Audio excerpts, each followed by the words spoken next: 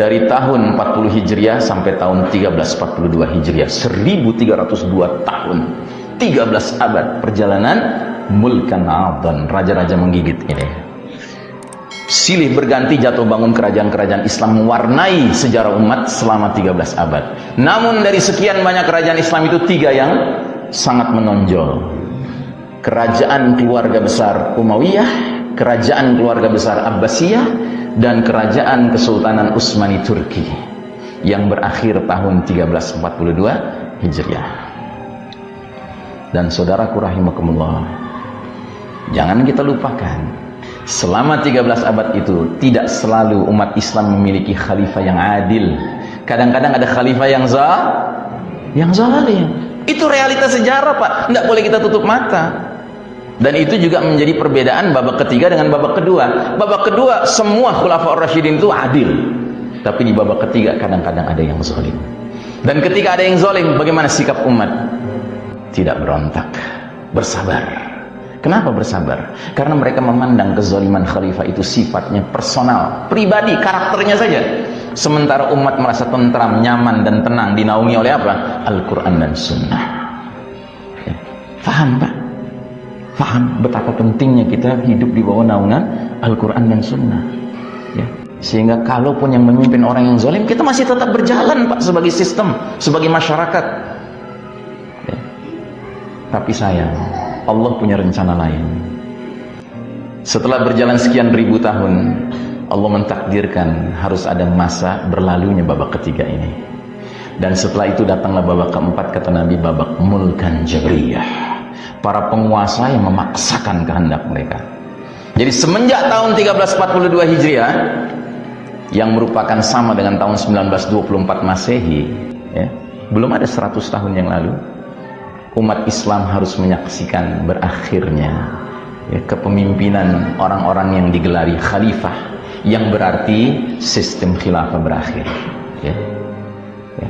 Yang saya sering menyebutnya rumah besar kita, Pak. Betapa tidak besar. Kesultanan Utsmani Turki membentang dari Maroko di Afrika Barat sampai Maluku di Indonesia Timur, dari Rusia di utara sampai Pulau Madagaskar di Afrika Selatan. Itu luasnya umat Islam, rumahnya waktu itu, Pak. Terus diruntuhkan oleh siapa? Oleh pengkhianat. Siapa pengkhianatnya? Seorang tentara Kesultanan Utsmani Turki namanya Muhammad Mustafa Kemal. Dia Muslim tapi berdarah Yahudi. Dan persaudaraan darahnya lebih kental daripada persaudaraan imannya, yang berarti dia lebih loyal kepada kaum muslimin atau kepada Yahudi? Kepada Yahudi. Dan dia memang ingin menyaksikan runtuhnya rumah kita, ya.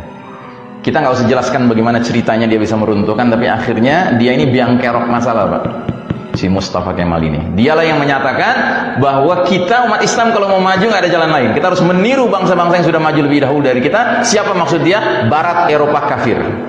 Dan kita harus tinggalkan ajaran Islam yang sudah ketinggalan zaman. Termasuk kita harus bubarkan sistem bernegara kita, bermasyarakat kita, kita ganti dengan negara Turki modern, sekuler, berpaham nasionalisme. Jadi rumah runtuh diganti dengan bedeng kecil Turki. Karena terjadi di pusat kepemimpinan umat, yang lain pun meniru. Akhirnya muncul bedeng Mesir, muncul bedeng Indonesia, ya, muncul bedeng sini. Dan masing-masing bedeng tidak lagi menggunakan spirit yang sama dengan sistem rumah besar tadi yang berlandaskan kitabullah was sunnah. Masing-masing bedeng mencari sendiri, Pak. Jadi lentera yang tadinya lentera Rabbani yang digunakan sebagai pengelola, ya, penaung daripada rumah besar itu, diganti dengan lampu tempel bikinan manusia, Pak. Itu. Maka centang perenanglah kondisi kita. Dan musuh umat Islam ketika itu menyaksikan bahwa setelah runtuhnya rumah ini, masuklah kita ke babak keempat. Kata Nabi, babak para penguasa yang memaksakan kehendak mereka, mulkan jabriyan. Memaksakan kehendak berarti mengabaikan kehendak Allah dan Rasulnya. Jadi kalau Anda merasakan hari ini kok kayaknya pemimpin mengecewakan terus, ya, karena memang Nabi sudah katakan ini eranya, Pak. Ini era di mana Anda nggak akan puas dengan pemimpin, karena pemimpinnya tidak menjalankan kehendak Allah dan Rasulnya, tapi memaksakan kehendak mereka. Ya, ini nubuah, Pak. Kita bicara nubuah, ya. Makanya tolong pahami bahwa pemimpin itu nggak serta-merta harus kita taati 100%, tidak. Tergantung dia macam mana. Kalau seandainya 100% pemimpin harus selalu kita taati, kenapa Nabi pernah mengatakan dalam sebuah hadis sahih, kelak nanti di akhir zaman kata Nabi akan muncul umara, para pemimpin penguasa, yang jika kalian memasuki mereka, maksudnya mendekati mereka, mendatangi mereka, kalian benarkan kedustaan mereka, kalian dukung kezaliman mereka, falaisa minni, dia bukan bagian dari aku dan aku bukan bagian dari dia, dan dia tidak berhak menerima air minum dari telagaku. Tapi barang siapa yang tidak memasuki mereka, artinya nggak mendekati mereka, tidak membenarkan kedustaan mereka, tidak mendukung kezaliman mereka, fahuwa minni wa ana minhu, dia bagian dari aku dan aku bagian dari dia, dan dia kelak berhak menerima air minum dari telagaku. Kenapa Nabi mengeluarkan hadis ini kalau seandainya kita tanpa syarat apapun harus taat, pasrah, bongkoan kepada pemimpin? Ngerti Pak? Ngerti? Saya bukan mengajak kita rame-rame anarki, bukan. Cuma tolong serahkan loyalitas kita, kepatuhan kita hanya kepada pihak yang layak untuk kita serahkan. Dan kita di babak keempat sekarang ini, we are a leaderless ummah. Kita ini umat yang tanpa pemimpin, Pak. Makanya babak keempat ini babak yang paling kelam dalam sejarah umat Islam. Dan kita selama ribuan tahun praktis hidup dalam sebuah sistem yang disebut sistem iman tauhid. Tetapi begitu runtuh rumah kita, dunia ini menjadi sistem kafir syirik. Ya. Karena seiring dengan runtuhnya rumah itu, Allah pun menjalankan rencana Allah. Apa itu rencana Allah? Surat Ali Imran 140. Wa tilkal ayyamu nudawiluha bainan nas. Demikianlah hari demi hari, masa kemenangan dan kekalahan umat kami pergilirkan di antara manusia. Ini sunnatullah, Pak. Kita umat Islam harus mengerti, Pak, bahwa ada sunnatullah yang banyak dalam kehidupan di dunia ini. Salah satunya namanya sunnatut tadawul, sunnah pergiliran.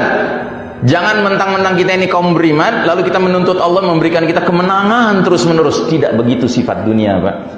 Sifat dunia adalah semua sifatnya berganti-ganti. Kadang kita sehat, kadang kita sakit, kadang kita untung, kadang kita rugi, kadang kita senang, kadang kita susah, kadang kita lapang, kadang kita sempit, kadang kita menang, kadang kita kalah. Itulah dunia, Pak. Lain dengan akhirat. Kalau di akhirat orang yang senang terus, mudah-mudahan kita masuk golongan itu. Tapi orang yang menderita terus, nauzubillah min dzalik. Dunia bukan akhirat, dunia tempat ujian. Ya. Nah, jadi saudaraku rahimakumullah, alhamdulillah Nabi memberikan kita kabar gembira bahwa babak keempat is not the final chapter, bukan babak terakhir. Nabi bersabda dalam hadis beliau, babak keempat, era penguasa yang memaksakan kehendak, berlangsung selama masa yang Allah kehendaki. Kemudian ketika Allah sudah berkehendak, babak keempat itu pun berlalu. Untuk kemudian datang babak kelima, babak terakhir, namanya babak khilafah ala minhaj an-nubuwah, kekhalifahan yang mengikuti metode kenabian kembali. Thumma sakata, lalu Nabi diam. Isyarat menurut para ahli hadis, sampai disitulah batas akhir umur umat Islam. Berarti umur umat Islam akan berakhir husnul apa su'ul khatimah, Pak? Saya tanya lagi, husnul apa su'ul khatimah? Alhamdulillah. Jadi bapak-bapak yakin khilafah baik kan? Lalu kenapa ada orang bilang khilafah nggak baik? Khilafah nggak boleh. Baik, nah jadi saudaraku rahimakumullah, babak kelima itu suatu keniscayaan. Karena ini hadis ucapan Nabi Muhammad SAW, sedangkan Al-Quran menegaskan wa ma yantiqu anil hawa in huwa illa wahyun yuha. Apapun yang diucapkan Nabi Muhammad SAW bukan produk hawa nafsunya, semuanya adalah bimbingan dari Allah Subhanahu wa taala. Maka Imam Syafi'i rahimahullah berziarah ke makam Nabi, dia berkata di hadapan makam Nabi, pendapat siapapun selain penghuni makam ini boleh kita terima, boleh kita tolak. Tapi kalau sudah pendapat penghuni makam ini, kita wajib menerimanya. Ya.